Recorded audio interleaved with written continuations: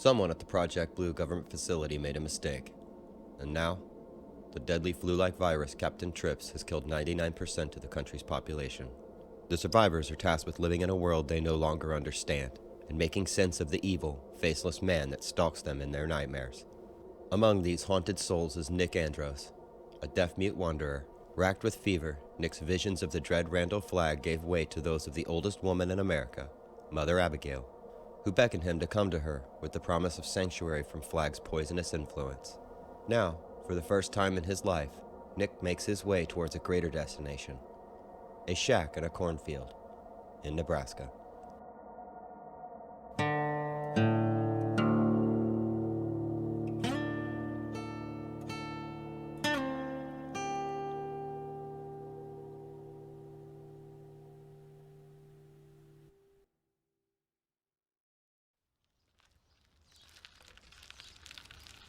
Biking across the country towards the woman in his dreams, Nick Andros had grown accustomed to seeing dead bodies. What surprised him then was when a corpse sat up in the middle of Route 3 and waved hello. "Hey there, mister!" Nick cut his hands and split open his forehead. And now the corpse, not a corpse, was talking to him. "Holy gee, mister! But you took a tumble, didn't you just? My laws!" Nick scribbles in his notepad. It says, "You scared me. I thought you were dead. I'm okay, but is there a drugstore in town?" "I'm Tom Collin. I can't read. I only got to the 3rd grade and my daddy made me quit because I was too big." Retarded, Nick thought. Great. He can't read and I can't talk. Nick tried his best, went through his standard dumb show, but it was no use. "You got a toothache? Is that why you don't feel like talking?" Anyway, Nick had already spotted what he was looking for. A drugstore. "Hey, mister, you can't do that. That's illegal. M-O-O-N, that spells illegal, don't you?" "What are you anyway, deaf? My laws, are you?" While Nick looked for some peroxide, Tom had one of his episodes. Blackouts that were, in fact, instances of almost normal thinking. "My laws! You're deaf and dumb, right? Can't hear, can't talk, right? I thought of it. Hooray for me! Hooray for Tom Collin!" They got to know each other over lunch in the town square across from the courthouse. Afterwards, Nick wandered about May's total emptiness. He gestured to the large circle of buildings that made up its downtown. Again, Tom had an episode, and Nick worried his new friend was dying. Then he jerked out of it, as if a word Eureka had appeared in his head. "You want to know where all the people went? Well, I guess they went to Kansas City. My laws, yes. Just like my daddy. He run off with the waitress. Her name was M-O-O-N. That spells Dee Dee Pacalotti." Tom launched into a monologue, and Nick thought, a deaf mute and a man who's mentally retarded. Of what possible use could we be to each other? One night, Nick reasoned. I'll stay one night, and then I'll leave him in the morning. Nick found Tom playing with a fleet of toy corgi cars on a plastic Texaco station, and was suddenly swept by a total unexpected sadness, a feeling so deep he feared he might weep. I can't leave him." "You moving on, mister?" Nick nodded, then pointed to himself, to Tom, to his bike, to the road that led out of May. "You want me to go with you?" "Laws, yes! Tom Collin's going! Tom Collins! Can I take my garage?" Tom loved the bicycle Nick found for him, loved the basket for his garage, loved the klaxon horn Nick had added on a whim. Wistfully, Nick wished he could hear it, to see if it pleased him as much as it seemed to please Tom.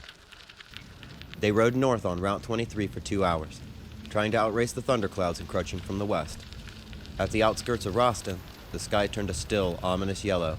Nick felt nervous, without knowing why. He'd never learned that one of the few instincts man shares with animals is exactly that, the response to a radical drop in air pressure. "Tornado! There's a tornado coming!" While Nick looked for a funnel, Tom raced away into the field off the road, beating a twisted path through the high grass. Damn fool, Nick thought. He's gonna snap his axle. Nick pedaled to beat the devil, to catch Tom before he vanished into the decaying structure, but no go. And from the way Tom had tossed his bike aside, there was no question. He was scared out of his skin. Nick risked one last look over his shoulder. A horrible darkness was coming out of the west. Not a cloud, more a total absence of light, Nick thought. I am looking at whatever is in my worst dreams, and it is not a man at all, although it sometimes looks like a man. What it really is one almighty big black twister sucking up everything unlucky enough to be in its... Quick! Quick! Oh my laws, yes!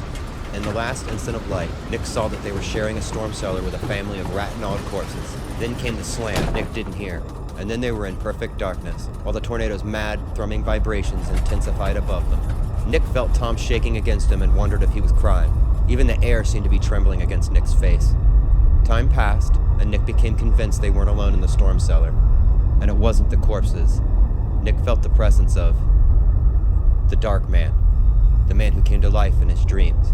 The creature whose spirit he had sensed in the black heart of the cyclone. Nick's panic rose. He was about to lunge for the stairs when a flood of dazzling light blinded him.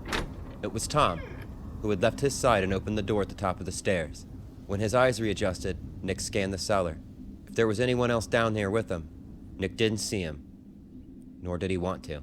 Nick's watch insisted that he and Tom had only spent 15 minutes in the storm cellar. Never before had Nick understood how subjective, how plastic time really is. He would have guessed an hour, maybe 2.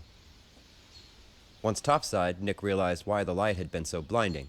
The barn's roof and walls had been torn off, leaving behind something that suggested the skeleton of a prehistoric monster. Tom had righted the bicycles. A miracle they were still there, thought Nick, and a testament to the tornado's fickleness. He was standing with them, shivering and crying. He saved my life, Nick thought. I'd never seen a twister before in my life. If I'd left him behind in May, I'd be dead as a doornail right now. Someone was down there with us.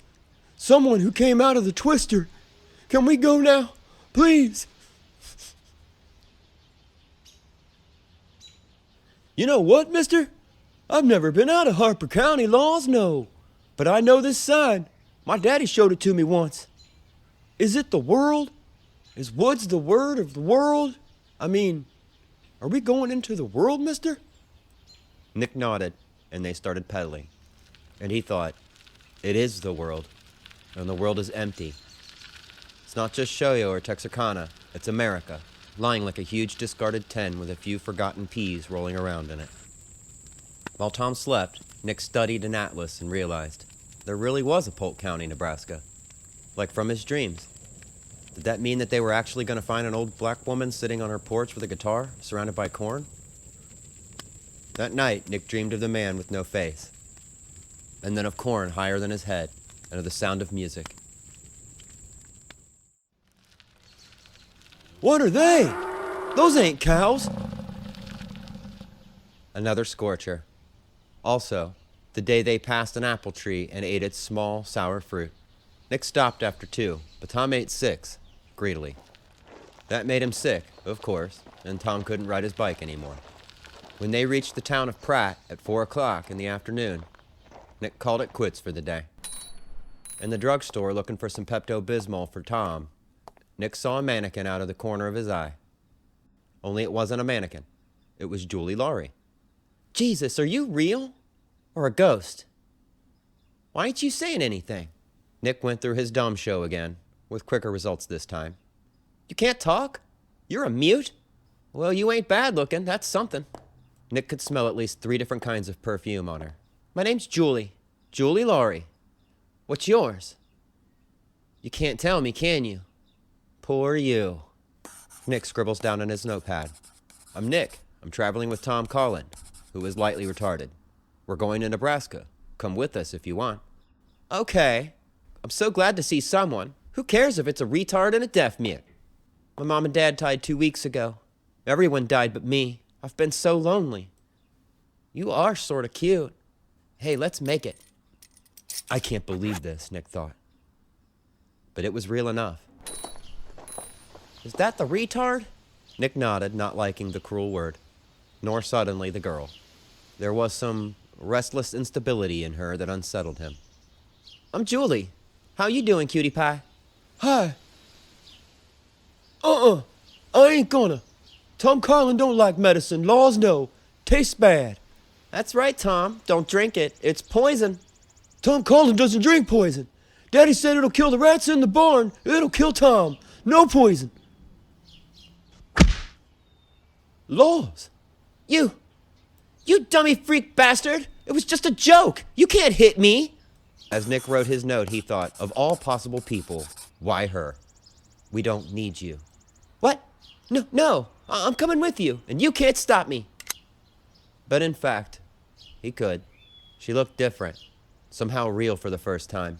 A gun was something she could manipulate to take her own advantage. I didn't mean that. I'll do anything you want, honest. Feeling soiled and depressed, Nick kept the gun on Julie until she vanished around a corner 2 blocks away. When he turned back, Tom was nowhere to be seen. Great. Thanks a lot, Julie. Nick found Tom a few blocks away from Pratt's business district. Please don't make me drink it. Laws no. Daddy says if it'll kill the rats, it'll kill me. Please. But Nick had given up on that idea. Let the gunk in Tom's stomach run its course, however long it takes. I'm sorry. Tom Collins, sorry. They walked back to Main Street together. Julie, Nick thought, as he felt something whiz by, grazing his face. Oh! Tom shrieked and took off. Nick turned around, just in time to catch the muzzle flash of another blast in a window of the Pratt pickup. Julie, Nick thought again, taking off after Tom. That night they slept in a barn 3 miles north of Pratt. Miraculously, none of Julie's shots had landed, however many times she tried. Nick's last conscious thought was, well, at least we're done with that hellion. Though that would turn out to be only half true. They were riding bikes they'd acquired in Iuka when, at 2:45 in the afternoon, Nick saw something in his rearview mirror. A twinkle of something. A good old Detroit Chevy truck rolling along US 281.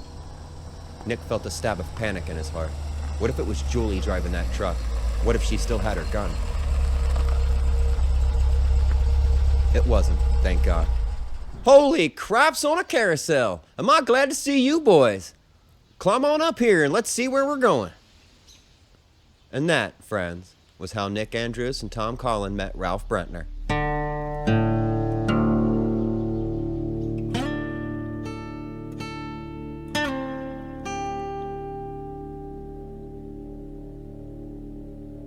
Hey guys, if you liked this video, please give it a like and a comment. It really helps the channel and I love to read through them. And subscribe so you can keep up with all the uploads. Also, please consider becoming a Patreon. The support helps me make more time to make more videos and upload more often. The link is in the description. If a monthly donation doesn't suit your interest, consider giving a one-time tip to my PayPal. Link is also in the description. Thank you for watching. Till the next time.